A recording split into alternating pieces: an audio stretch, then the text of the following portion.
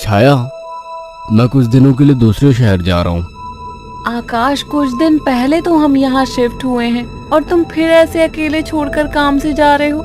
अरे तो नया शहर है, घूम आया करना, और मैं कॉल करता रहूंगा। ठीक है, मैं रोकूंगी तो रुकोगे थोड़ी ही।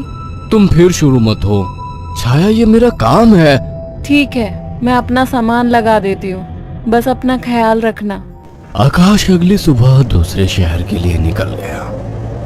अपना काम खत्म करके जब वो लौटने लगा, अचानक मौसम खराब हो गया और बारिश की वजह से रास्ता बंद हो चुका था। आकाश को मजबूरन फिर से एक दिन वहां रुकना पड़ा। अपनी बोरियत को दूर करने के लिए वो बाजार की ओर निकल आया। पास में ही छोटा बाजार लगा हुआ था। आकाश आधा बाजार घूम चुका था, तभी वहीं उसे एक काफी बुजुर्ग आदमी निराश बैठा दिखा। उसके पास दो छोटी छोटी मूर्ति और एक थोड़ी बड़ी मूर्ति थी, जिस पर काफी अच्छी कारीगरी की हुई थी। बाबा, आप क्यों परेशान हो? कुछ नहीं बाबूजी, बस सुबह से कुछ भी नहीं बिका। अरे बाबा, परेशान ना हो। ये मूर्ति कितने की है? एक काम कीजिए, ये 2000 रुपए है, ये मुझे दे दीजिए। बुजुर्ग ने डरते और झिझकते हुए कहा, लेकिन बेटा, ये मूर्ति शापित है। ये सब बकवास बातें होती हैं बाबा, कोई शाप वाप नहीं होता है। लाओ, ये मूर्ति मुझे दे दो। बुजुर्ग ने कांपते हाथों से उस मूर्ति को आकाश को दे दिया। रात में आकाश होटल के कमरे में गया और फोन पर छाया से बात करने लगा। उसे ठंड सी महसूस होने लगी। फोन रखकर वो सोने के लिए लेट गया। रात गहरी हो चुकी थी, बारिश की वजह से ठंड थी, पर उसे अचानक गर्माहट महसूस होने लगी। उसे अच्छा लग रहा था। उसे महसूस हुआ जैसे कोई उससे चिपक कर लेटा हो। मीठी सी खुशबू, रेशमी बाल, दूसरे जिस्म की गर्मी, मानो छाया ही उसके पास हो। वो लगातार नींद में किसी के स्पर्श को महसूस कर रहा था। अचानक उसे अपने शरीर पर वजन महसूस हुआ। वह अचानक से उठकर बैठ गया। कमरे में बिल्कुल अंधेरा था। उस रूम की लाइट ऑन की तो देखा कमरा खाली था। अगर आप इस वीडियो को आगे बढ़ाना चाहते हैं तो आप हमारे चैनल को सब्सक्राइब कर लें, ताकि हम इस वीडियो को आगे बढ़ा सकें। और इसी तरह के वीडियो देखने के लिए हमारे चैनल को सब्सक्राइब करें, हमें फॉलो करें। धन्यवाद। कोई नहीं था। कमरा ठंडा था पर उसे पसीना आ रहा था। अगले दिन सुबह वो जल्दी होटल से निकल गया और शाम होते होते घर आ गया। छाया को फोन किया तो पता लगा वो माँ के यहाँ गई है, आज ही आने वाली है। उसके पास डुप्लीकेट चाबी थी। उसने गेट खोला और अंदर गया। थोड़ी देर बैठने के बाद नहाने चला गया। उसे बाथरूम में जाने के बाद ऐसा लगा बाहर कोई है। वो जैसे ही निकला उसको कोई नजर नहीं आया। वो ऊपर गया और उसे एक परछाई नजर आई। कौन है? छाया, मजाक मत करो, मुझे ऐसा मजाक पसंद नहीं है। तभी दरवाजे की डोरबेल बजी। जाकर देखा तो छाया थी। आकाश उसे देखते ही खुश हुआ और उसे गले लगा लिया। तुम सही वक्त पर आ गई, मुझे लगा कोई ऊपर है। ऊपर कौन है? मेरी कोई सौतन ले आए हो क्या? कैसी बात करती हो? अच्छा छोड़ो, मैं कुछ खाने का बना लूं, फिर बात करते हैं। हाँ, ये ठीक है, मुझे ही भूख लगी है। अच्छा ये देखो कितनी सुंदर मूर्ति है। खाने के बाद वो अपने दोनों कमरे में प्यार की बातें करते हुए अपने निजी पलों के आनंद में लीन होकर सो गए। मगर आधी रात को आकाश को वही खुशबू स्पर्श महसूस हुआ। उसे लगा छाया को आज ज्यादा ही प्यार आ रहा है और वो जो कर रही है करने दूं। छाया इस बार काफी उत्तेजित लग रही थी। आकाश को भी आनंद आ रहा था। अंधेरे में छाया ने आकाश के सारे कपड़े उतार दिए और पागलों की तरह उसके जिस्म को चूमने लगी। आकाश भी पूरी तरह से उत्तेजित हो गया था। छाया छाया की गरम गरम सांसें आकाश को पूरी तरह से पागल बना दे रही थी और वासना का खेल चरम सीमा तक पहुंच गया। कुछ ही पलों का वासना का वेग लंबी लंबी और गहरी सांसों के बीच शांत हो गया। सुबह आकाश ने देखा छाया जाग चुकी थी। छाया चाय लेकर आकाश के पास आ गई। उठो, चाय पी लो। वह चाय के लिए उठा तो छाया बोल उठी, ये मूर्ति लेकर कब से सोने लगे तुम? अरे ये तो साइड में रखी थी, वहां बिस्तर में कैसे आ गई? आ गई होगी। एनीवे, चलो तैयार हो जाओ, ऑफिस जाओगे ना? लाओ इस मूर्ति को मैं रख देती हूँ। थोड़ी देर बाद छाया कमरे में सफाई करने गई। वो काम में बिजी थी, पर उसे लगा जैसे मूर्ति उसे देख रही है। जैसे उसने मूर्ति की तरफ देखा, मूर्ति अपनी जगह जैसी थी वैसे ही रखी थी। छाया काम खत्म करके कमरे से निकलने को हुई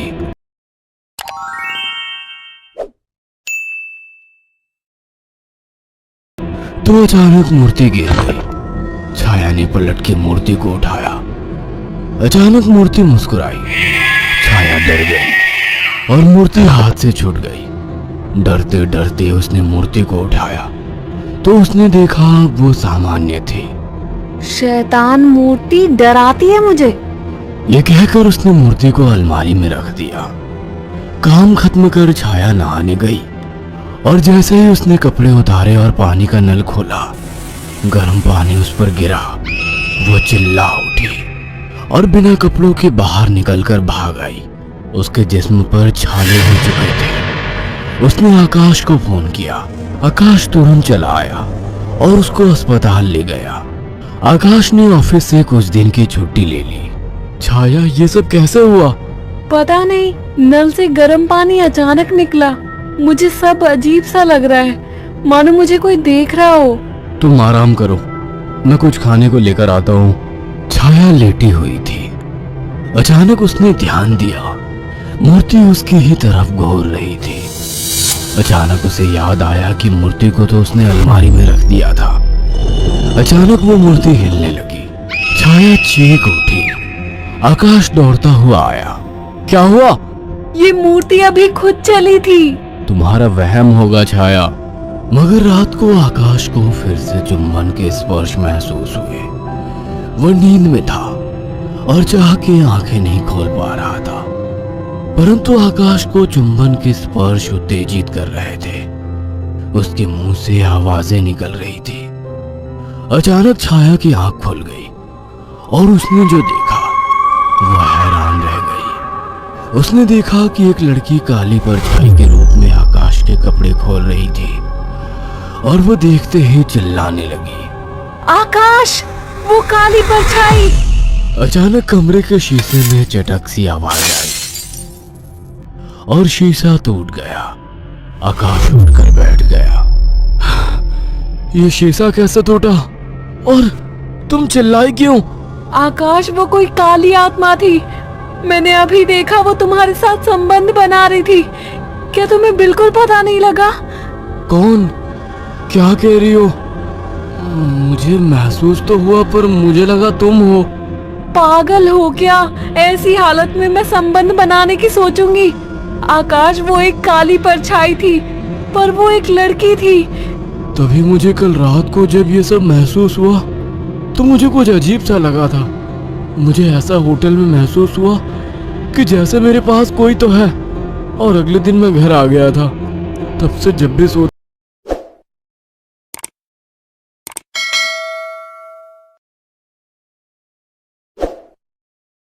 हूँ ऐसा कुछ होता है। मुझे लगता था कि तुम हो। तभी अचानक दोनों का ध्यान मूर्ति पर गया। आकाश ने तुरंत उस मूर्ति को बाहर फेंक दिया। कुछ दिन बाद छाया पानी पीने के लिए उठी। अचानक उसकी नजर फिर से ड्रेसिंग टेबल पर रखी मूर्ति पर पड़ी। अचानक उस मूर्ति ने काली परछाई का रूप धारण कर लिया। छाया अचानक बेहोश हो गई। कुछ देर बाद उसकी आंखें खुली तो उसे सब सपने जैसा लग रहा था। अचानक वो किचन में चली गई। तभी वहां आकाश आ गया। अरे पहले ठीक तो हो जाती, मैं तो ठीक हूँ। अच्छा, हाँ, आज तो मुझे एक अलग ही सुबह लग रही है। ओके, अब चलो आराम करो। मैंने तुम्हारे लिए कुछ दिन की छुट्टी ली है। अगर ऐसा है तो मुझे खूब प्यार करो। आज आकाश को छाया कुछ बदली बदली सी लग रही थी। खाने के वक्त भी छाया काफी अजीब तरीके से खा रही थी, जैसे वो बरसों से भूखी हो। छाया, क्या हुआ? आराम से खाओ। रात ठीक से खाया नहीं था ना, तो मुझे जोरों की भूख लग रही है। वैसे आज मीट बना काफी अच्छा आया। गांव में अम्मा ने सिखाया था। अम्मा ने? कौन सी अम्मा ने? तुम तो कभी गांव गई ही नहीं। वो सब छोड़ो, सुनो ना, मेरा मन रोमांस का हो रहा है। तुम्हें लगता है ये सही वक्त है? प्यार करने का कोई वक्त नहीं होता। अचानक छाया आकाश से जाकर लिपट गई, उसके जिस्म को चूमने लगी।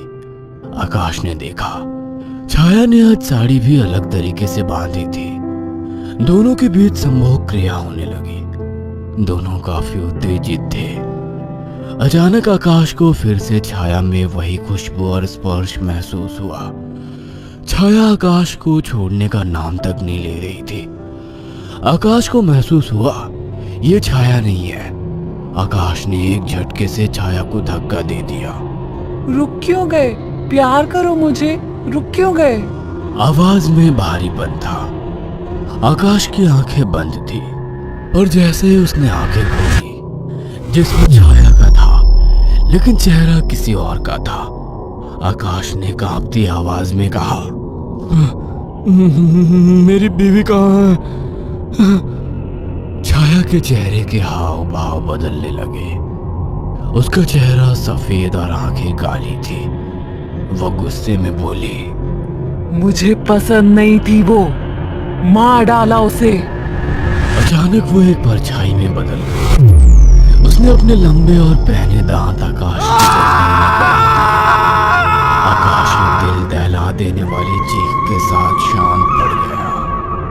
कुछ दिनों बाद जब घर से बदबू आने लगी तो पड़ोसियों ने पुलिस को बुलाया तो देखा दोनों की लाश बहुत बुरी तरह से कटी पड़ी है और सड़नी शुरू हो चुकी थी। पुलिस को लाशों के पास से वो मूर्ति मिली थी। अगर आपको हमारी ये कहानी पसंद आई हो तो इसे लाइक और शेयर करना ना भूलें। साथ ही ऐसी और नई कहानियों के अपडेट्स पाने के लिए हमारे चैनल अक्षु टीवी को जरूर सब्सक्राइब